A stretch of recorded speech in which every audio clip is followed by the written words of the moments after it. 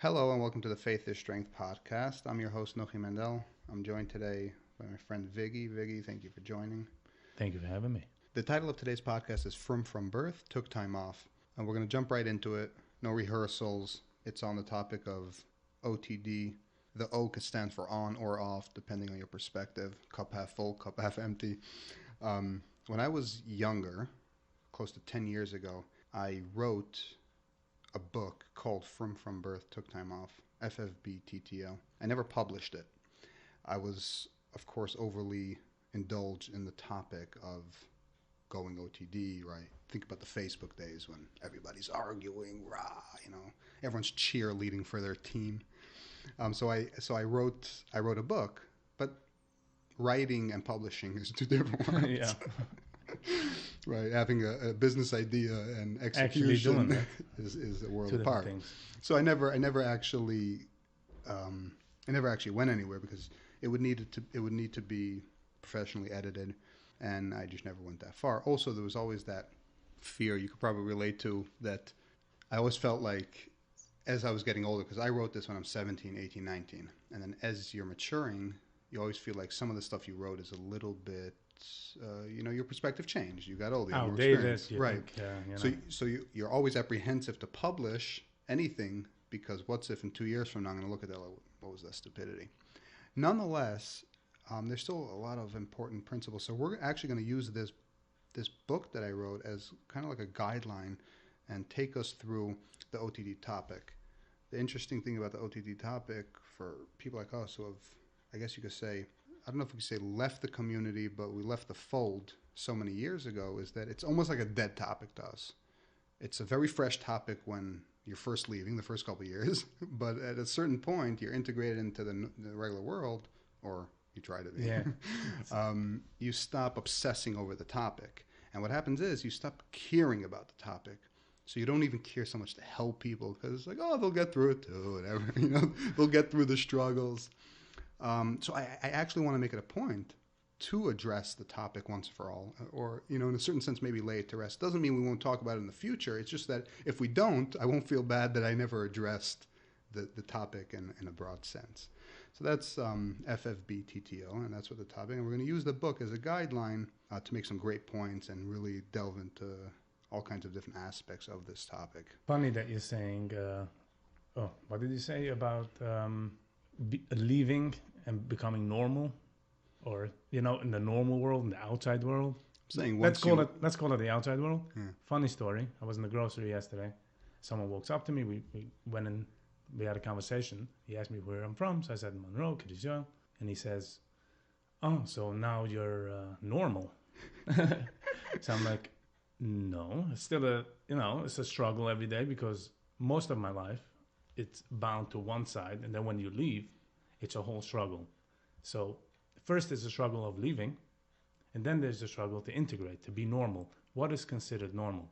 So when you're saying leaving or the topic is not hot, it's a different side of the topic. Yeah. Like the first few years, it's all about leaving. It's all about I'm going away from wherever I'm from. And then you find yourself, oh, okay, I'm far away, but where am I now? So this is the... Yeah, I tend to agree with that. It morphs into, the issue morphs from a hot topic of OTD, you are in, you aren't in, where am I? And then once you pass that stage, it's the struggle is actually, how do I live my life? How do I adjust? How do I make sense of what is considered normal? Everything? Yeah. What do I like? What do I want to do? That's why I said it's that integration process. It's once you pass that stage, you stop caring so much about that initial struggle, right? Because when you're leaving, it's all about being and not being in, being religious, not being religious, keeping, not keeping. It's all these labels and all these struggles, and everyone's all hot on the topic. Your family's on your case, your friends, some do, some don't. It's a hot. Everybody picks and chooses whatever they like. If you when you leave and you decide, okay, I'm not gonna keep anything, but there's certain things that stick with you, like eating kosher or going to the mikveh or whatever you decide to leave. For other people, it can be very easy to leave that particular part. And some are like, what? You're eating non-kosher? I'll give an example. We were in Atlantic City, and a guy ate a steak, a sirloin steak. I'm not into food, so I'm not sure the exact cowboy steak or whatever. By the end of the meal, the waiter comes and asks if we want dessert. So what's on the menu? The waiter says cheesecake. The guy says, nah, I don't mix melchiks and fleischiks. So you see, so by him moving on, he moved on with other things, but that part sticks with him. Like that part is very hard to move on. Everybody has that struggle. Everybody has that. I don't know if I'm making sense. Yeah, absolutely. No, what I'm saying. You know, you think you throw everything away, but there's certain. It sticks with you. There are little things because it's nurture. You can't just get rid of the way you grew up. Even though you know. I remember the first time you love the kugel, you know, Thursday night in the chalent and Jewish music and this and that and the other and 15,000. You are Jewish. It is your life. I remember the first time I forgot to put on tefillin. I didn't forget. I was driving a truck and there was no GPS like today on a phone. So I only knew the way back. And I knew when I'm going to get back, it's going to be at night. And I didn't have my tefillin on. And I couldn't take a detour. The whole way back, I had my hazards on. I was watching, doing speed limit. Because I thought for sure that the second night falls, somebody's going to bitch slap me. Somebody's going to hit me in the side of the head. Yeah. And so even if you know that, if you would have asked me, is something going to happen? Obviously not. Now. No, it's not. Even then, I knew it's not going to happen. But even knowing that it's not going to happen, the action is still ingrained. You want to put on tefillin. You have to do that motion. You cannot. You know what I'm saying? Yeah. It's a very famous thing. Like once you pass that threshold of understanding that there's no lightning bolts, right?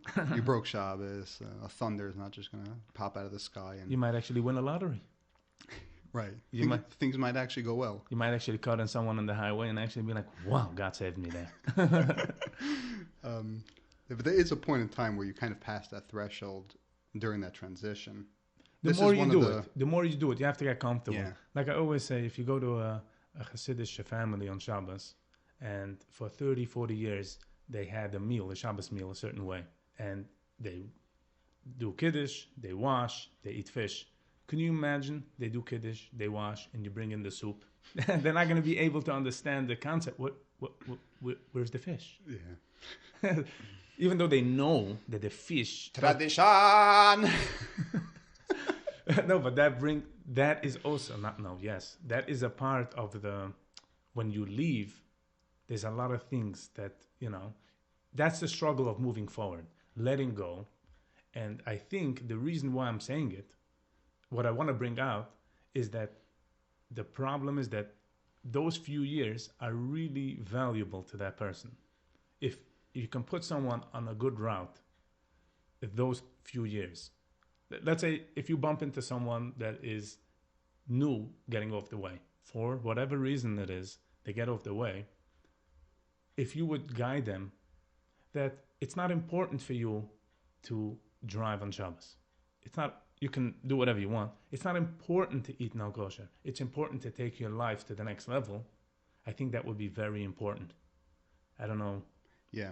I think what you're saying is that they are important development years, similar to how they say, there are certain years in growing up that are very focal years, right?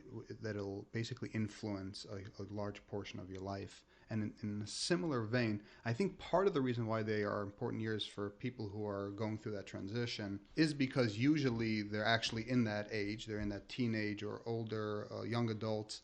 But also, even if they're older and they're going through the transition, it's like they're a teenager going through development or development years, important years, because they've never been exposed to outside world. So I think I understand what you're saying, meaning those years, those couple years when they're going through that initial transition are very important years where you could infuse them with proper direction. But, if they don't have those healthy outlets, then it could be destructive. They're busy fighting their life. What I'm saying is they're busy fighting. Let's say a 16, 17 or 18-year-old decides enough is enough for whatever reason, and he's moving on. he's not moving on. He's not tomorrow waking up a goy and he's all good. No, he's gonna have struggles. The first time he's not putting on tefillin. The first time he drives a car on Shabbos, or he eats something non-kosher, or he talks Lashon Hara, or whatever. It's a struggle for him, and it fills up his time. See what I'm saying? If somebody does something, let's say on Sunday, that he wasn't supposed to do on Sunday, he's not going to do anything valuable because he's doing already something on Sunday. But really, what I'm trying to say is that's why we're having this conversation, is that if you can go to that young kid and tell this kid that now you're 15, 16, 17, look at later years, go to school, try to become a normal person, not to be busy moving away. Even though it's a necessary process, you actually have to move away from it. But I'm saying, helping guide these individuals to make healthy decisions during those pivotal years. We're basically saying the same thing, different words, but yeah, those are important, very, very important years where you could really, really help the child. And it makes a difference. Yeah, no. If you don't, that's what I said before, if you don't, then there's potential destruction for many more years. If you do, then you essentially help that individual. I've seen individuals go through the transition in a better light with better friends, better opportunity, more education, and they've adjusted much quicker. Because they have what to lean on. Remember those 7-Eleven days? We were sitting outside of 7-Eleven. We were sitting for hours. We didn't feel like we were wasting time. If I would have felt like I'm wasting time, I would have maybe done something different. I didn't waste time. I was sitting there That was doing. part of the transition. We were doing. Oh, yeah. We were sitting and going and coming on a coffee and a cigarette and doing. And again, now I'm looking back, it's all, it's a waste of time. And who's doing it now? The same people our age then. So someone has to go up to them, not maybe physically, but maybe through a podcast medium, to show them that you sitting by 7-Eleven feels very good right now, but it's not actually it's putting you away. I'll give you a personal, I remember one of my first jobs, I worked in a special ed school, and I was a shadow for a kid. It was an amazing job. And outside firm came in, and they had a program for college. And I didn't really look into it. I took the folder, college, I shook my head, and I walked out. I'm like, nah. The reason I said nah is because I was so busy moving away that I wasn't looking about, again, I'm going to go to college, I'm going to go to school, I'm going to learn something. I'm doing something, I'm already doing. So if I can go back in time and jump onto that college train, I'm not saying college is the key out, but I'm saying for me, that story, if somebody would come to me and tell me, you should do the college thing, even though it seems like yeshiva, it seems like a chayder, you will, once you go there, first of all, you'll see the outside world a little more, you'll interact with other people, but once you do get sort of to the graduation stage and you're young, you can come back and sit by 7-Eleven. The chances are that you're going to be sitting by 7-Eleven is zero, because your ideas, your mind is going to be so vast differently, because you're going to want to do whatever you're in school, whatever you were exposed to. So you had mentioned that, like through a podcast or through some other means or mediums, you could potentially help these individuals by showing them some education, some light, some answers when they're going through that transition. And I don't know how I feel about that. And we've actually had this discussion in the past, in our last episode that we did. Can we help them? And if yes, how? So you might say, well, you're trying to take the religious stance, the spiritual stance, that by helping one person, you could, but on a more broad spectrum, maybe they actually have to go through that. I don't know if anybody could have changed my mind. I wanted to stand outside of 7-Eleven because to me that was cool and fun. I was hanging out. I was with my friends. My friends at that point were my family. Nothing. I don't think any sweet charm or any insight from a former OTDer back then would matter to me. But I might be wrong. There's sometimes people just have to go through it's like detox. You have to go through your detox, and maybe standing at 7-Eleven or doing all these stupid things we do when we're 18 or 20 is part of it. You're picturing, though, you standing by 7-Eleven, someone walking up to you. Yeah. That's the wrong situation because you're in your own world. And then that was our WhatsApp group. That was our Facebook. There was no Facebook. There was no group online, cell phones. It was mainly human-to-human contact sitting there. And a lot of people had jobs in the middle of the day. So when they came at night, they were chilling. You wanted to chill with them. There was nothing really, you didn't have any responsibilities. But the difference is, today's day, everything is on phone. If I would have told you, go to a college, just look at RCC College. RCC College is 2 miles down the road. That's physically 2 miles down the road. And if you have a car, you're not making a right out of 7-Eleven. You're making a left to the bar, down to the road, speed on the highway, as you said before, as in the previous, doing all that shtick and stuff. But today's day, everything is on the phone. People are listening, people are getting smarter. Going on to the college website makes a huge difference. You can correspond with someone. Someone can understand it. You really mean. I remember one guy came up to me, and he's like, "Oh, you need a chavrisa?" He does chavrisas, and I'm thinking, "Wow, that's exactly what I'm not missing in my life. I'm not missing a chavrisa to go study something that I just did for 20 or 18 years and didn't really understand what I was doing. And I'm only busy coloring outside the line, not inside the line." And we couldn't see what college will do. And when I say college, I do not mean Dafka college, or I mean as in, what do you want to do with your future? I say, when you're young, you're only 20 years. You're only a child for 13 years. You're only an adult, as in a teenager till 19, 20. But then you're an adult for the rest of your life, and then you go from teenager to bills and life, and you have to cover. Nobody cares for you when you're older. Yeah. Like you have to cover your own back. So if you can shine the light, give an example. I have a cousin that went to college, and he really excelled. He's a chemist, or I don't want to say what he is 100% because I don't know, but something in the chemist. He went to Toro College, and a whole new world opened for him. He could have been some poor schmuck, hanging in, halfway making it, or not, or if yes. Here he went to college, he found a new life, he found new people, he moved on, and he has something to, I would say, fall back on. So the difference, in short, the difference is we were physical people. Like whatever you couldn't bring the college to us, you couldn't bring education to us, you couldn't bring future to us because we didn't understand. But now I think the kids, the people that are coming up, are all on the phone, they see. So I feel like we should tell someone that is leaving, very good you're leaving, we just want to show you other ways how to leave.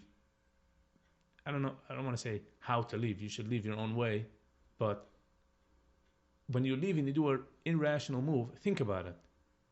Going 2-3 years in college will help, could and will help you. Even if you don't finish college. Like they say, Mark Zuckerberg and a few of these billionaires are all college dropouts. But I always say, you have to say the word college before the dropout. We are not college dropouts. We're dropouts. Period. Whatever you want to put before doesn't even... It's not relevant. They went to college. Or high school dropout. High school. I mean, I'm basically a high school dropout, yeah. I don't like using the word high school because by me, I associate high school with some learning. With yeshiva? No. High school, how I see it, high school is you learn something and you drop out. Yeshiva, you don't learn something. There's a book that 30 people in a class, 10 people like it, but there's other 20 or maybe 15 people. There's other 15 people that are not connecting with it. So these 15 people are not learning anything. Yeah, you're certainly not learning any secular studies. It's not only secular. It's you don't enjoy this type of learning. Saw a video on YouTube where a kid was diagnosed with autism. The mother started seeing a 2-year-old, 3-year-old, or that around that age, started being shy and not interacting with anybody, and they went to the doctor. Doctor diagnosed with autism. So the parents decided that they're going to give the kid whatever the kid wants to learn, and the kid loves math. He's 14. I watched the video. It was 2 years ago, so now I'm guessing he's 16. He had a college degree already. He excelled in math. He's going for his PhD in math. Yes, he has autism, but he found something. Now, if you put this kid in a yeshiva, he would just be autism. He would be going, as they say, in a kleine bus. Yeah. So if I understand you correctly, essentially what you're saying is there is a way to enact high-level help, more tailored to today's generation, right? Because before, like you said, I'm picturing somebody walking up to me at 7-Eleven, so that's obviously not going to happen. But there are ways, higher-level ways, we could change a little bit of the overall consensus, and it has changed a lot already since our days. It's changed already, right? Because when I was actually rebelling and leaving, it was still very new. It was more uncommon. Now it's very common for one kid in almost every family to be going through that transition. So it's become a game changer. So, outside a visual change, because inside there's more than one in one family. Yeah. Now, but there wasn't like that 10, 15 years ago. Because 10 or 15 years ago, there was a trend that started. If you have pious or you wear a couple, it's a physical thing. And if you wanted to do something, you have to take it off. Now, most things. And by the way, one of the reasons why it might have become so trendy, so popular, the whole idea of leaving and the amount of the sheer amount of people that leave, might be because of technology and the openness of communication and information that just flows around. So how much can you really hide porn from your kids and sex and all these other taboo topics growing up in yeshiva? It just doesn't work. It's not only sex and taboo, it's anything.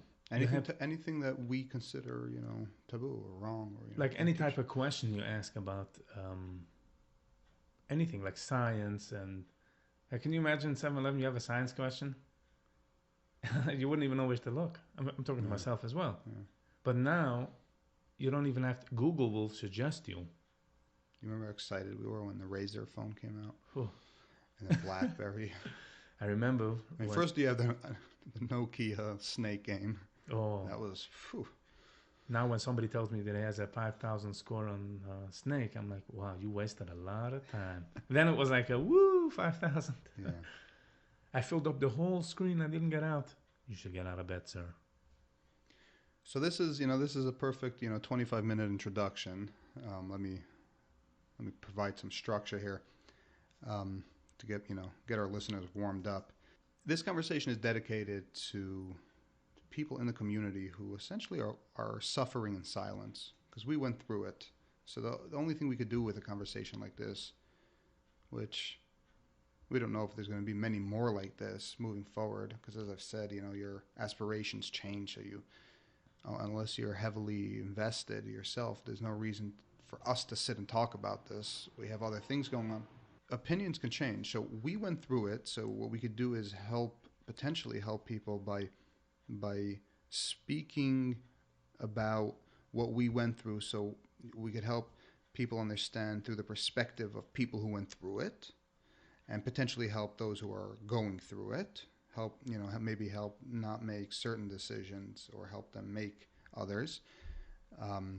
Most of our ideas, the issue of going from religious to not religious, or frum to not frum. I don't personally like the word frum, but that issue pervades all walks in Jewish religion. But I think our conversation focuses more on teenagers or maybe really young adults, because that is essentially when we went through our transition. So it's more of an area they're familiar with.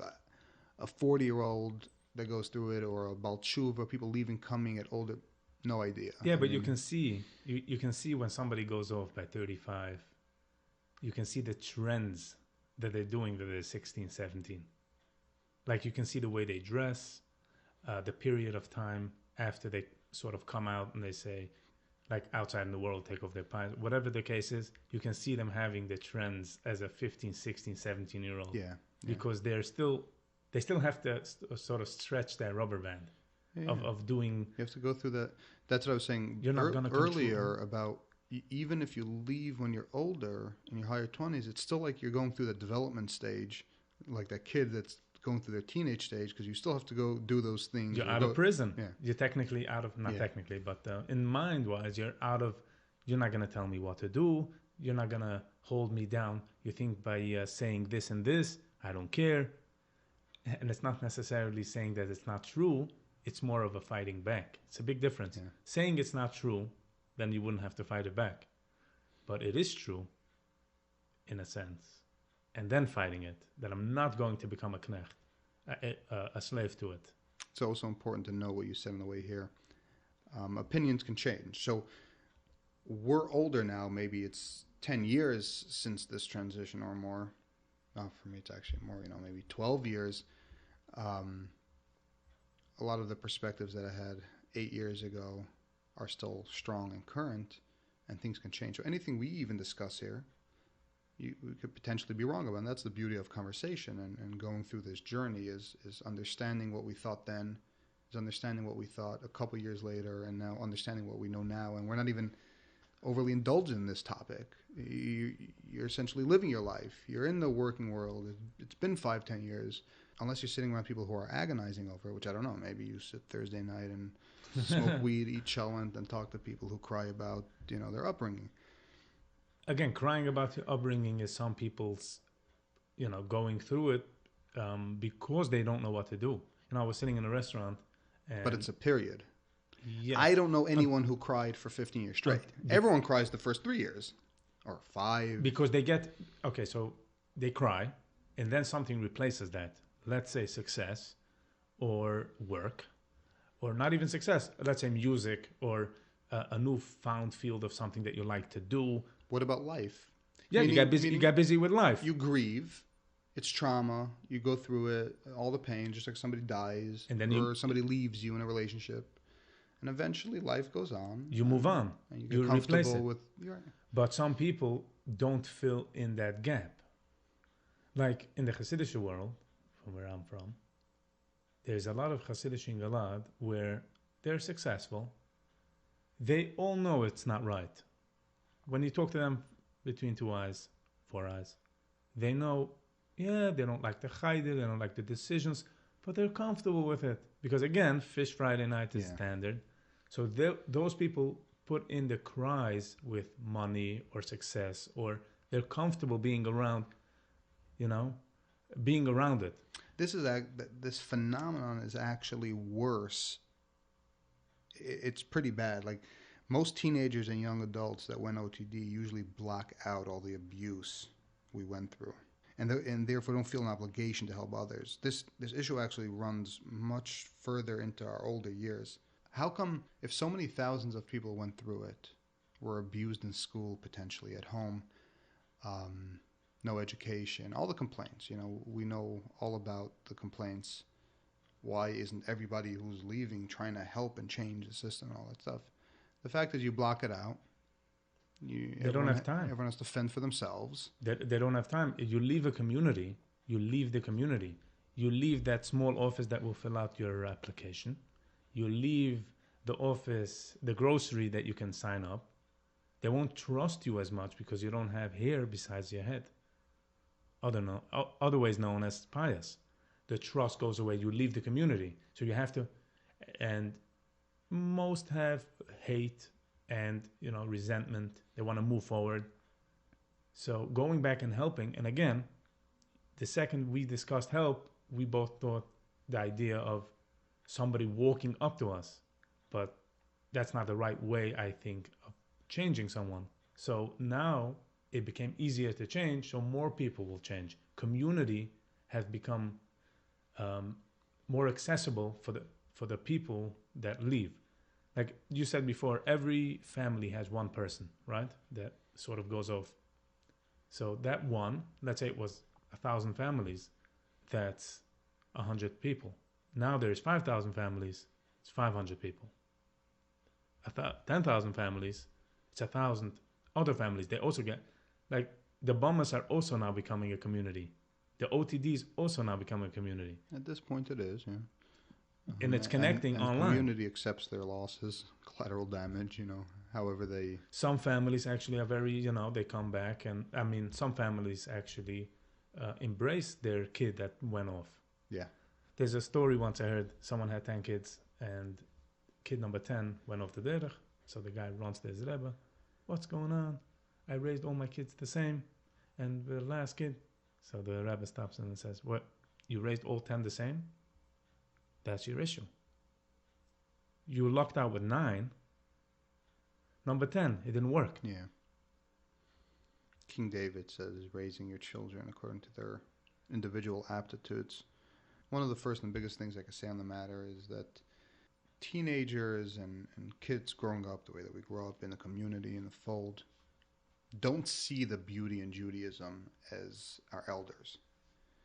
So in exploring this topic in general, and in particular, we want to kind of put ourselves into the shoes of the kid, and then because if you understand, because a lot of our parents, we're post-war, so the way that our parents got to love Hasidic Judaism and extremism is a little bit wish-washy. Everybody has a different story. So it's not like they came from cookie cutter. Now, you could all say it's basically cookie cutter. The difference between your family and my family is a bit different. I am from a Hasidic family. So it's, I am from but I understand what you're saying. I just had to say that. Yeah, no, that's fine. But what I'm saying is, we all grew up, we went to Popa, Satmar, Vishnitz, in these regular settings. The gold standard of Yiddishkeit, just FYI. But I don't think our parents did. Vishnitz, Satmar, Popa, the way that it exists now, didn't exist when they were kids. The stories that I hear about Monroe, Muncie, I remember Muncie back in the day. It was the word chill. We can put the word chill. I think everybody was more chilled. They had a common goal. I mean, it was after a war, so they all had a common goal. So the goal was to be Yiddish and against the Nazis. Yeah, what they did. This was Nazi revenge. So they had a good race, so that's why they actually went forward. They woke up every morning with the same idea. If they knew it or not, it's not relevant. It's what they did. But now the agendas have changed. But the people that are, they're still going with this agenda. That's why so many people are falling away. Yeah, there's no stopping it now. So it has turned into extremism. That begs the initial question of how does Baal Shem Tov's idea of Hasidism turn into what it turned into? It wasn't extremism when it started. In fact, it was just the opposite. It was anything, anyone, except every little thing, and it turned into extremism, where nothing's accepted. It's black or white, this or that, all or nothing. So how did it change? It's the same phenomenon. Post-war, rah, rah, rah, we're going to pull through. But you pulled through so strong that you crossed the finish line and kept on running. Yeah. And now you just continue to run. It's not about the winning. It's not about the end. They don't know what they want. They all had kids, all sent to the same cheder. They all have the same agenda. Now it's years later, and you have to upkeep these things. So what I'm saying is, anyway, but now there's more cookie cutter. Things are settled. Live in Rockland, lives in Brooklyn, live in Monroe. Everything's good. Life's good. Nobody's attacking us. There's no rockets flying. It's not Israel. You don't have excuses. Life is good. So we go to these cookie cutter schools, and they're teaching you uniform and Judaism and their version of Judaism and all that stuff. But there's a disconnect between what our parents think they're teaching us and how we feel actually growing up. And growing up, we don't see the beauty in Judaism. So there's a disconnect between what they're teaching or what they think they're telling us and what we're actually interpreting. At no point did I ever think anything that I was learning or being taught was like cool or enticing. It just wasn't. It can't. How could it be cool? I don't know. How could it be Stories cool? of Moshe Rabbeinu and Aaron and I don't know. How could it be? I know I'm putting you on the spot. Oh, you're asking me. Yeah, I know I'm putting you on the spot. It can't be cool when you have a smartphone and one Hollywood movie makes everything away. Exactly. No, so this is my point. So I'm not an educator. What I'm saying is all we need to do then for now is take a step back and say, let's at least acknowledge that kids are enticed by other types of ways of learning, other forms of education. Yeah, there are a lot of schools that are adapting. My kid in Hebrew Academy is learning certain things on an iPad. So things are adapting. The world's changing, whether the Hasidim want to change or not. The world keeps on moving forward, even if the Amish are riding a horse and buggy or not. It's just a matter of, do they want to get with it, right? Chabad got with it when the internet came out, and they built out their website. Now millions of people find Jewish answers on Chabad.org. They got with it. They didn't have to. They could have done what the Hasidim do. No internet, no. Okay, so now millions of people wouldn't have answers about Judaism. The difference between Lubavitch and Satmar is Lubavitch, every Shagitz is a Yid, and by Satmar, every Yid is a Shagitz. Every other Yid is a Shagitz. I think the biggest thing is that we should questions. We should be able to ask questions. I know this is very hard. I don't want to get into that topic. Yeah. No, so that's an ethic. So the first point I just wanted to make was the idea of maybe like our parents just taking a step back and wait a second. This is a new world. This is not the 90s, not the 2000s. We passed Game Boys. We went on to PlayStations. Things are changing. We need to maybe try to see things from the perspective of the kids. And then maybe you can entice them to Judaism in areas that are enticing these ways. How come Breslov is so successful with their lovey-dovey approaches to Judaism? Ooh, so maybe that's enticing to people. Because maybe that's what's really missing. That's what's really missing. A Hasidic Gaman that is not nicht daher, nicht dahin, as they say. He has nothing from Satmar. He doesn't gain anything. Satmar doesn't give him anything. Let's say if he doesn't want to leave the community. Let's say he's totally fine. He doesn't want anything. But it doesn't give him anything. I have a friend that lived in Monroe, moved to Muncie, and he told me he doesn't want to change whatsoever. He hasn't changed. Years. He just didn't want that style. Why? Because he didn't get anything. The sweet spot in the morning wasn't there. So now he picked up a little Breslov, he picked up a little that, a little this Svurim, other. He's branching out, and he's loving it. Yeah, so my point is that I think there is a way to teach Judaism where children can find a love and an appreciation for it. It's a matter of taking that initiative. Hasidim are not great at taking initiatives. They like staying stuck 15 in their years old ways. down. Right. They're always behind for 10, 15, 20 years. I think it's an important point. It's also important to mention, we didn't do much of an intro because we jumped right in without any rehearsal, any discussion whatsoever about what we were going to talk about, that we're not advocating for any which way other than a way of health. I personally wasn't religious for many years, and then was reintroduced to Judaism through Rav Lazer Brody's CDs, which is translated from Shalom Arish's works. And then and besides for that, I really learned a lot about theology and spirituality, so it drew me back to Judaism from a completely different perspective. So I respect and value what religious life has to offer. But Viggy's story is different, and I'm not advocating for one way or another. I just know that we have the experience of going through the transition, whether you stay religious or not, whether you become non-religious and stay that way, or whether you're going to come back. How many people do we know say, I'm going to start keeping Shabbos one day, but I'm just having my fun now. A very important part, right? No, it's important. You're 18 or 20, you're ripping around on your motorcycle, and you're getting high, and you're hanging out with girls, and you're doing all your stuff. You're going through your transition. You're raging out. It's important. But even they know, there's some value that they have there, but they just can't do it yet. They're weak. I don't have a say which way, one way or another. When we have these kinds of conversations, I'm never trying to convince anyone to go one way or the other than whatever you're doing, do it with health and with balance and with understanding. Know what you're getting into, know what the consequences are. More of a light version of healthy transition and well-being. To add on that, I am same here. I'm not trying to advocate anything. I'm not trying to pull anybody away or push anybody any single way. You don't have to become OTD to use outside tools. You can stay perfectly fine wherever you are. What I'm trying to say is that if you do decide to leave, in your head, not outside, I'm not saying levish, I'm saying inside in your head, take a good look on life and see, oh wait, what am I going to do? What is the idea? There's so many options out there. You can stay the way you are. I'm not advocating you should change. I just want to say that. That's a different episode. Yeah. I think if we did this recording while we were going through our transition. Oh, that would have been a lot of hate. then there would be more pushing or trying to recruit.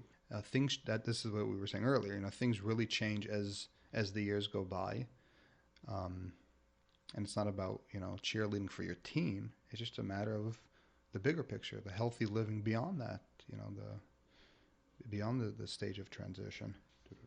I remember in Muncie, just a small story. A kid was 17 years old. I already had my car, and he was sitting in my car, a Vishnitzer, and he tells me, "Oh, I want to get rid of this pious, and he wants to become one of us." I had pious, just for the record, but I'm saying one of us. And we were sitting, and I explained to him that once you do that, you're out of your community. It's going to be very hard. Why don't you stay in your community, build up from your community, think about life. Now he's very successful. He's a Hasidic man, and he does whatever he wants. What I'm saying is that he wanted to leave because he wanted freedom. And we spoke about for a few hours in the car, and I gave him the perspective that, yes, it seems cool to do whatever you think you're going to do now, but it's not really going to help you in the long run.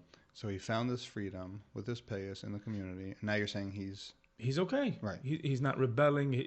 Again, nobody's saying that you do this way or that way, you're going to be 100% happy and you're going to be in bliss. No, it's the real world. No, you're screwed either way. I mean, yes. If you're the guy that thinks, if you're the person that ponders and has an issue on one level or another, you're screwed. Whether you leave, you're screwed because then you have to transition and learn life. If you don't leave, you're screwed because then you're living in it. Because you have some perspectives of people who live in there and pretend like. Yeah, a lot. And we'll get to that. Yeah, they're all in it. You wouldn't even believe. You wouldn't even I, as a bum, as a shaygetz, as an outsider or insider, I wouldn't even dream that it's even possible, the things people do. And it's all outside. Just guy mit hit. I was surprised. Crazy. Even now, I'm still surprised because I'm a little innocent in that sense because I completely separated from the extreme community. I might be in the community and I might be religious, but I have no association now. I'm so far removed from the extremism and the Hasidim and all that stuff. So it still throws me off a little bit. You could be somewhere for Yom Tov and you'll have Heimish guys, Volnitzes, pull out cigarettes, right? They'll take their walk around the block and pull out their cigarettes. And I'm like, wow, okay. Yeah. I. But you know what I'm saying? They walk around, you ask them, like, ja, ik darf niet gewoon, ja, zeg. But they understand also, they live a certain life, they're comfortable. And that's also could be a problem. Because, okay, let me rephrase that. A lot of people that do that are sort of okay with doing that. Like they're okay, they go out, they keep whatever they keep outside, and then they walk around the hotel and they catch a cigarette. What are they teaching their kids? The kids know everything. And these kids, you choose cigarettes, they choose something else. Yeah. They're not gonna have the blockages that you're having. You're not gonna be okay with your kids doing that. Even though, like I see a lot of people. Because it is lying or hypocrisy on some level. So. Again, if you tell your kids I'm smoking and I know it's wrong, but I can't help it, that even would be better. Then the kid has to see you, smell you once. Or even better, not tell them that it's wrong. It's okay to smoke, but we have to still wear the costume. That's what initially you're telling your kid, and then your kid is going to take it a step forward. A friend of mine years ago got divorced from his wife. Who didn't? Every man. Mazel tov. He got divorced. And we were going into it. So he said that she went too far. Like in Yiddishkeit, she went off too far. And I got a little, more interested in the story. So when they got engaged, they got married. They kept everything. Everything was tip-top Judaism. But, he smoked. He watched a movie in his room. And she was way, way more innocent than him. And she's like, wait a second. You're watching a movie. You're smoking cigarettes. Nobody can see you. And your own little, only on vacations and, Wait, you're not doing this for God? No, for other... Oh, so I don't want to wear a skirt. And he was like, what do you mean you don't want a skirt? Skirt, you have to wear a skirt. And she's like, you can't smoke on Shabbos. You can't watch a movie. He understands the difference between a skirt and a cigarette. Yeah, well, he thinks... And she says, whoa, I don't have to abide by your laws. Everybody pushes the envelope their own way. Yeah, it's a rabbit hole, It's a rabbit hole. And also I have to say that a lot of people stay in the community because this curse of money. I know I'm bringing up a conversation about money, but a lot of Hasidic, they're sticking to where they are because they're comfortable. They're not going to get a phone call about their kid in Cheder or any issue. They have money. They're comfortable people. So they stick. So that makes it seem like, oh, see, it works. Oh, I know. Technically, it doesn't. Because I see it now very much. Nothing to do with OTD. Because I just moved to Israel. Now I'm back visiting, right? So I talked to some of my friends about Israel, America, moving. So like everybody feels like they have to have like there's 2 cents. Yeah, like I have to stay here until I'm making money. You know, as if you even want to. You don't have to convince me that you want to move. But a lot of people blame it on money. I myself, said I didn't want to move until I had a certain amount of money or income. But in that sense, you see it very clearly. So it is true though that you could make more money if you grew up Hasidic and you're in the community, even if you're what they would consider a bum or OTDer. But if you wear yarmulke, you're good, you're quasi-respectful. It is true that you can make easier money and more money in the community than if you were to leave at 25 years old. Where are you going to start? With no skills. Right. No, with no skills. Right. So where are you going to start? And you can't start with McDonald's. You know why? Because it's a besser. I'm sorry, I shouldn't be saying that, but we're in the besser. Yeah, that's how we feel about ourselves. And well, you might even need a GED to do some stupid job. So sorry, you don't have that either. So it's that phenomenon is true, but it hooks you in because it never changes. You're always going to need the money. You always need the job. So you don't change your life. You don't move to a different location. You don't integrate into other cultures. I told you that living in Israel, you can be in the Jewish perspective, you can live in Israel and be it's easier to being a Jew. A real Jew. In Agreed. America, nobody's Jewish. You can be part of Jewish. The most that you can be part of. I call it in Israel you're living Judaism. Over here we're practicing Judaism. It's like you practicing for a play, rehearsing. So over here, when you make money, besides for what you brought up about the community, being able to make money in the community, or let's say if your business is outside of the community, when you make money, it becomes way easier to be a part of a Yid. Nobody asks you questions. You can go to LA, you can go to Miami. A Hasidic man that works in a restaurant or a grocery or Amazon business or anything, a regular worker is not going to Miami. But when you walk down the beach and you see Mr., we're not going to say any names, and he just gave a building for a yeshiva, he's allowed to go. Because nobody's asking the questions. It becomes, you can be a part of a Yid. You can be a good part of a Yid in America. The crazy thing about being hooked in because of money is that it's not like it just keeps you away from moving to a different country or starting a new life. 99% of the people won't even move to Teaneck. They won't move to Tuxedo. They won't move 20 minutes away from the community to live a somewhat what they would themselves consider a healthier life and away from the drama that they don't subscribe to, but you don't. And you get stuck in that cycle, and most people just end up staying. So it's a vicious cycle, that whole money loop. And by the way, living in the community and living especially on the East Coast where we live, one of the most expensive places in America, it's true that you can make more money working for a Jewish company. But if you lived out in Yehupotsville, you wouldn't need that much money to live. You would get a regular job. It would be the same amount of quality, just a lower amount of money. Right.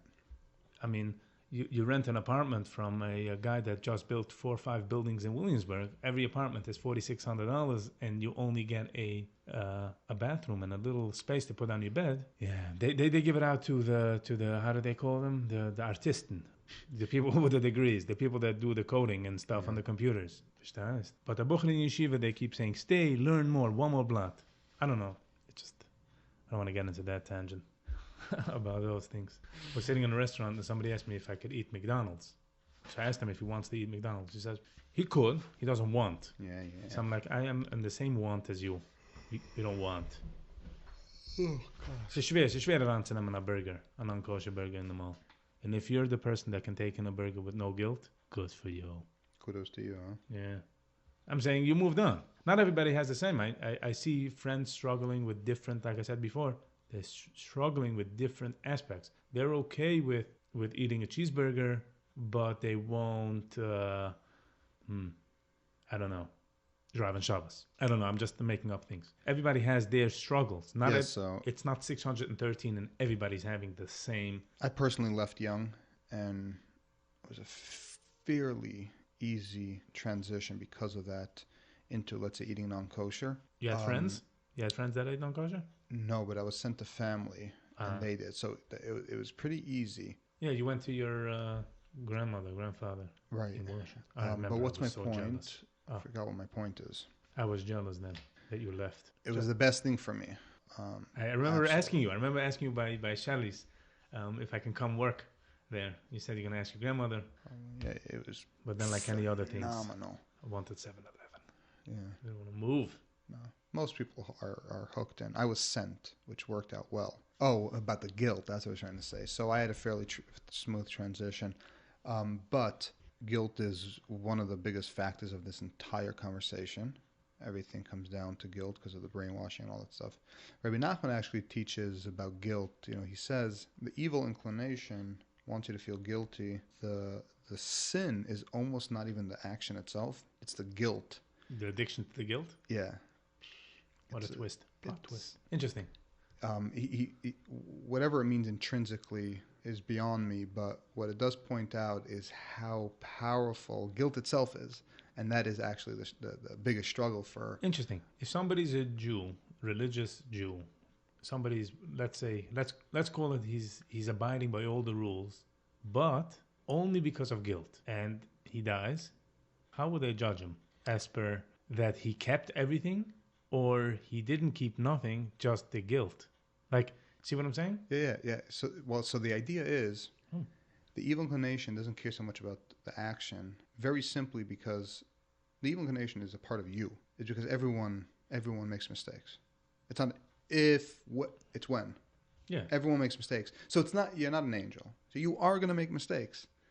All you have afterwards then is, are you going to feel guilty or not? Are you going to obsess over it for a week, a month, a year? And really the evil part of all of it is the obsession, the guilt that you feel and endlessly feel. Rabbeinu saw it for something, and he understood. And the truth is, no, you're not. You're not supposed to feel. You're supposed to feel guilt when you're going through the process of tshuva. Even according to Ramban, there are steps. You're supposed to feel guilty. No, it's different guilt, by the way. Right. It's a big difference. Repentance. If you're doing something wrong, let's say you sent a wrong message, or you did something bad to someone, or whatever bad it is, and you have guilt on that particular thing, it's conscious guilt. You know you did something bad. Yes. You shouldn't be doing it. That's the concept of repentance. But not doing stam guilt. No, that's destructive. I want to put that guilt with I don't want to say caveat. I don't know if caveat is the right word. My English is. You want to put that guilt with what? With fear. It's not guilt. It's fear. Which one? The we were talking about before. The guilt of repentance. I don't know what. Tshuva. No, you feel no. the other one. That's just guilt. You feel guilty. You did something wrong. You don't want to do the action again. You don't feel bad that you did an action. You feel bad of sort of the action. But when you leave the community, there's a lot of things that it's not guilt, it's fear. Because, how do I know that? Because there's a lot of things that are just sort of a mimic. Like, it's not even true. It's not even, like, 90% of people... It's not biblical. It's even, I don't have the right term, but even more than not biblical. It wasn't here 5 years ago. Yeah. See what I'm saying? It was cooked up in grandma's...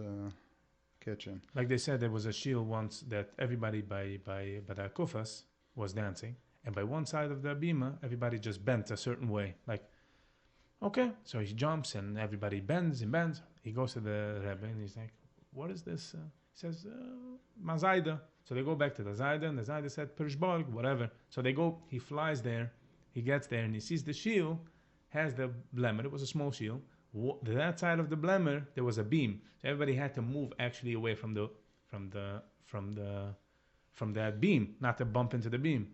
Now they came to America, and the only thing they know is dancing away from that beam. So if somebody does a Simchas Torah without bending, a kid from that shield does it, you would say it's guilt, but it's not guilt, it's fear. Yeah, a ton of what we think is tradition is just outright stupid superstition and stuff that just went astray.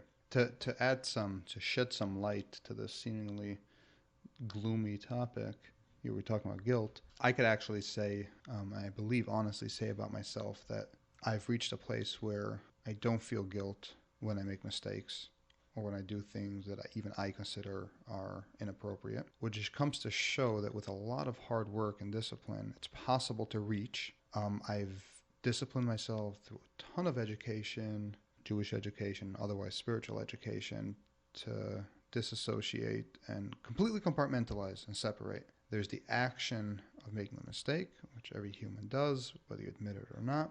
And then there's the aspect of trying to, let's say, repent or do tshuva or better yourself if you actually believe that what you did was wrong. They're completely separate. There's absolutely zero guilt in between. But I understand through having these types of conversations with many people that it's just a very difficult thing to do character-wise. And I think one of the reasons, so there's a lot of reasons why I'm able to do it and I've developed myself that way. One is because I left so young, went to family. There was nothing wrong with me eating non-kosher at 14 and a half, when leaving at 14 and 19 is a very big difference. Also, I have to say your family in Muncie is way, way different. I just have to say that. It's a BT family. It's a Balchuva family. So we grew up speaking English. That's a huge, huge difference. Yeah. That's a huge... Yeah. We don't have yichus, or what's it called? It's different when you come from... We don't have generations of this abuse and extremism. It was fresh. In my head, it goes like this. Like Flatbush. When we grew up, it was flat. Like anybody out of New York was, wow. Like, wow. The first time I found out that there's Jews in Australia... Yeah. Out of town. What? Jews? Australia? They have the same hat as us? Copycats. It's crazy to think that Judaism in our minds revolved around New York Judaism. So by us, it was Flatbush. Muncie was like, I remember we used to call it the Uray Miklot. Like it was, I'm talking about when I was 4 or 5 years old. And that's from Monroe. Yeah. It was Muncie compared to Monroe. That's what I'm saying. Yeah, sickening. New Square compared to Monroe.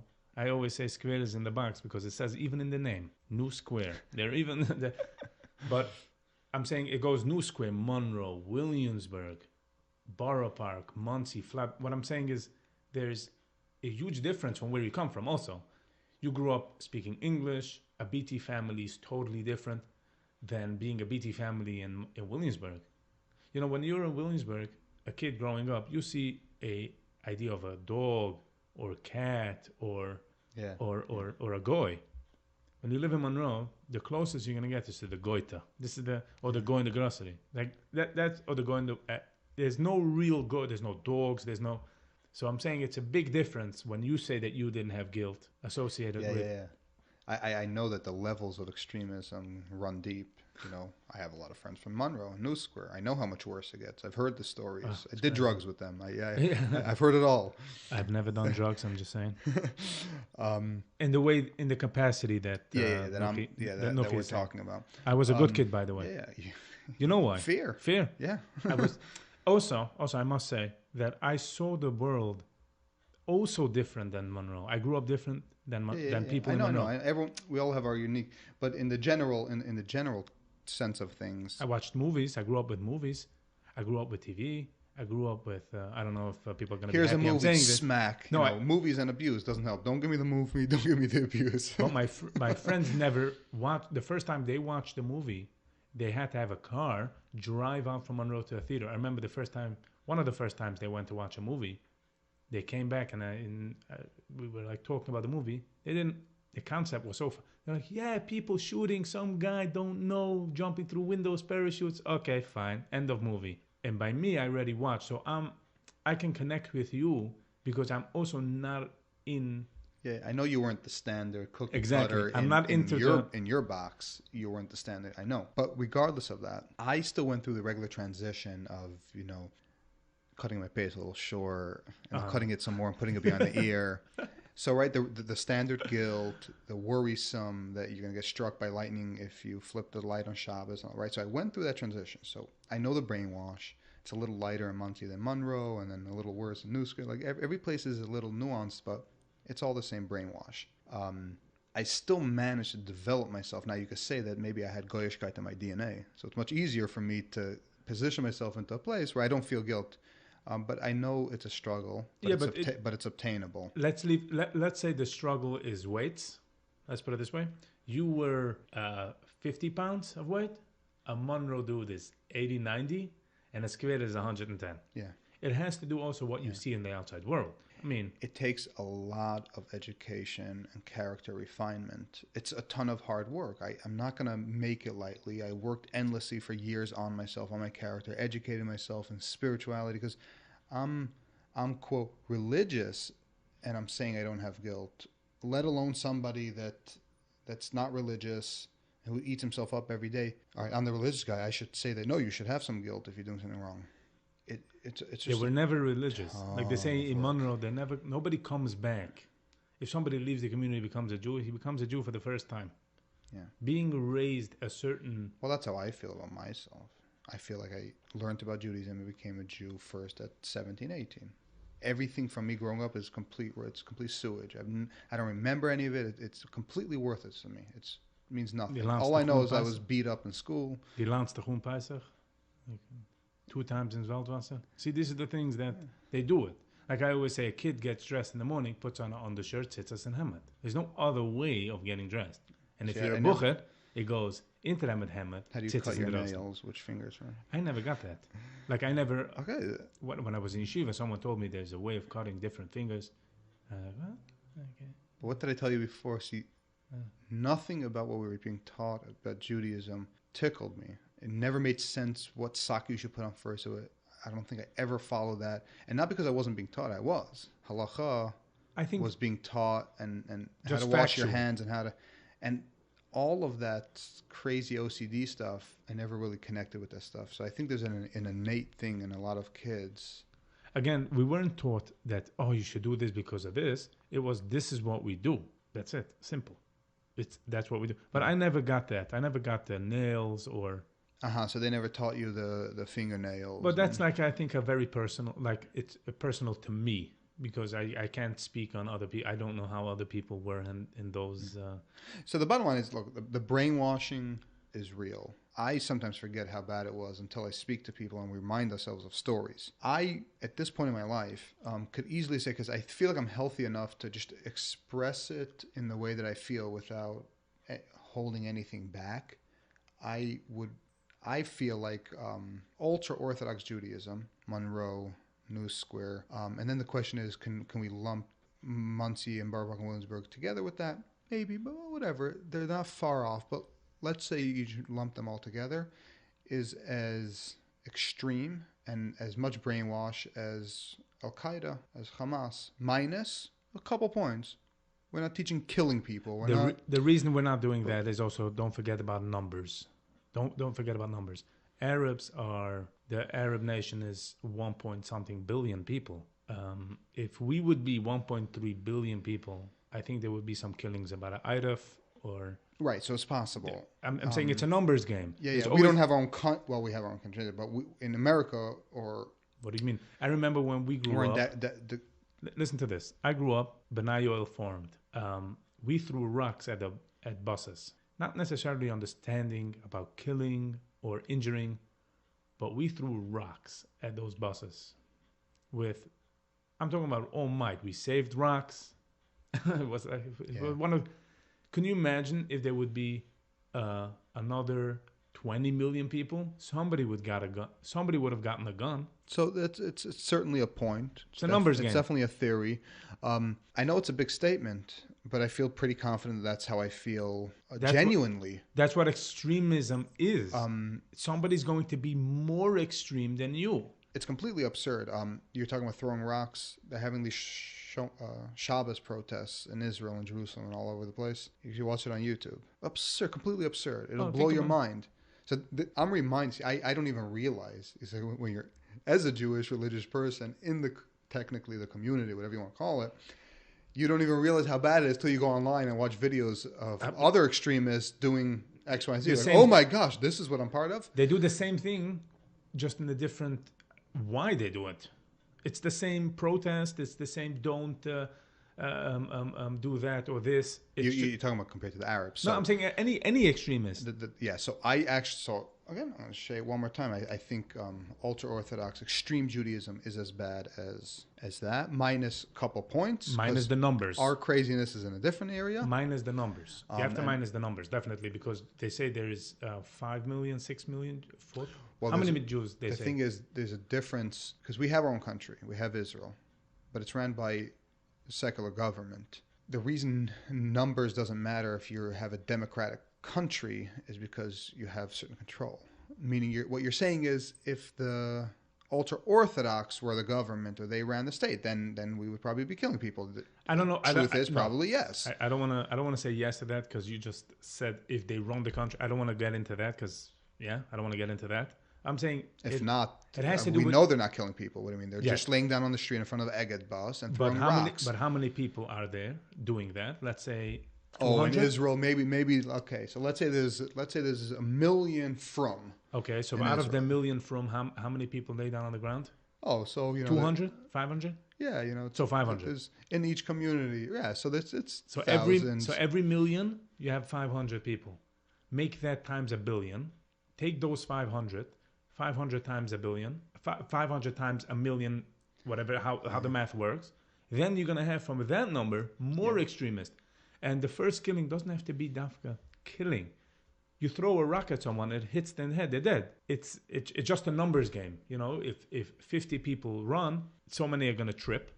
If you have 100 people. See, it's all just a number game. I'm not saying that it's not preventable, but I'm saying we can't compare it. But extremists. What I'm comparing is the brainwash.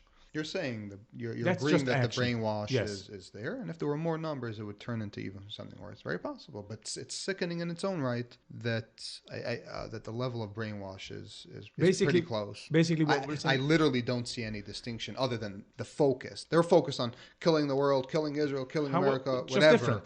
But everything else. I was in Israel, and we were at the Bedouin tents down south in the Negev, and this woman, she's an Arabic Bedouin woman. She was an OTDer, OTD Arab woman from the Bedouin community, and she was like sharing her journey, and she got a license and drove a car, and the community was against her, and she was telling her entire. And I'm just like, okay, I've heard this a million times. Literally no difference. Every Hasidic kid that ever went OTD went through this. And you're literally telling me my life story. Just a different book. Just an Arab. So basically, what we're saying, we need to watch out what brainwash can do. Right now, it's not harmful as much as we think. That's what it is. Brainwashing will lead. It's more than brainwashing. I'm just making the point that the ultra-orthodox, the extreme communities are brainwashing, period. So that's that. Brainwash. One of my biggest points whenever I approach this topic, and I felt this way back then, I still feel this way now to a certain extent. I know I've discussed it with you. I know you have a little bit of a different perspective. That the first misconception that a parent has, or rabbis and all these have, is thinking that a kid is going off the derech. And in my perspective, the reality is most of them were never really on it. I really believe that strongly. It also depends when you left. Obviously, if you left when you were 25 and you were Shiva for 10 years, okay, but when that still doesn't mean you're on. These days, we're talking about 14-year-olds leaving. What are you talking about on the derech? The kid doesn't know what it even means. But even 25 doesn't mean he was on the derech because he went with the fold. So that's exactly what I write about in my book. Doing what you're told doesn't mean you're on a path. That means you're a slave. Exactly. You're doing something. You're doing what you're told. That's all it is. Exactly. You're not on a path. You're being a good boy. This concept of you were on a path and you left a path is incorrect. I actually look at it the opposite. Going OTD, as the world calls it, in fact, in my perspective, is actually going on a derech, on a path for the first time. Yeah. Meaning you're getting older and you're trying for the first time to establish a path. What works who you for are, me, right. What works for me, what life I want. I think a more accurate term for parents and educators and people who go through it is to say that they are not on, or they're not going on the derech that the community and their parents wanted them to go on. Also, let's bring this up. Every parent wants the happiness for their child, right? And we also said before that as you grow up, your opinions change, your outlook change. Let's say if you had an opinion when you're 25, now you're 30, it's totally different. And sometimes you can feel contradicted, yeah? But now when you're a parent and you have a kid, and the kid doesn't go, let's say, on your way, you might understand the kid because maybe you're also the chusa that went out around the corner to grab a cigarette, but you're, let's say, want your kid to stay this way because this is the way you're going to be happier this way. Force yourself in. I'm telling you, yeah, you can go smoke, you can do whatever you want, but stay like this because life, everybody's going to want. Don't go off the data because you're going to lose it. They have the same opinion as like me this and you. lottery, like the lottery's going to come. Just stay on. Eventually it's going to come. It's the same opinion that me and you have about it, that if you leave, it's going to be harder. They know it. Yeah. They don't want to leave. But they tell their kids stay. They don't know how to say it because they go back to the toilet and they have to stay on the same books. But what they mean to say is you have to stay on this way. Otherwise, you're not going to, it's going to be, your life is going to be struggling. You're going to go against the wind because the father, the parents don't know how to be different. So I'm saying maybe they should change it and say for the kid, you know what? Cancel that. You're going to do, you should go your own way. I had this discussion. Now, thinking back, I'm going to bring something up, but I'm not having tanas. Saying when I was 15, I went for yeshiva for the first time in Williamsburg. There was a whole story there. But I went to Williamsburg for yeshiva. And now I'm thinking back that, can you imagine I went to college then? Let's say my parents, or it would have been some other, whatever, however somebody I would have gone to college. I would understand where someone in the community would say, no, don't go because you're going to go against the wind. But now I'm looking back, I'm thinking, if I would have gone, I would have been way different. I could have seen the world be maybe happier. By now, yeah. Years later. But I could understand now, because I'm older, I could understand that if you take your yeshiva bocher out from 15 and you send them to college, how am I going to give him Yiddishkeit when he's going to see the world? So that brings up a question, and that points out that your Yiddishkeit is just based off of copycatting everybody around you in your neighborhood. But that's a separate problem. But you can't picture, you don't know how to, if let's say a Satmar guy leaves, has kids, sends them to school, and the kid comes home with a problem, with a math problem or any homework, and the father has no idea, he has what to do. He has to tell this kid, I don't know. So why would he send him that he should learn algebra when the father only knows the word algebra? Yeah. So that's also a big part where things have to change and be like, yes, Tati and Mommy don't know. They didn't get the education. I know a family like this, and the kids are actually now older, and they're excelling, and they understand that their parents don't know anything. Yes, they didn't go to school, and that's why they should go to school. So I'm saying that's also a part where we have to understand that the father's kid is not going to connect to his kid. If the kid is going to go out, he sees like, well, you're going to go to college. If let's say the first kid goes to college, right? A family of 10.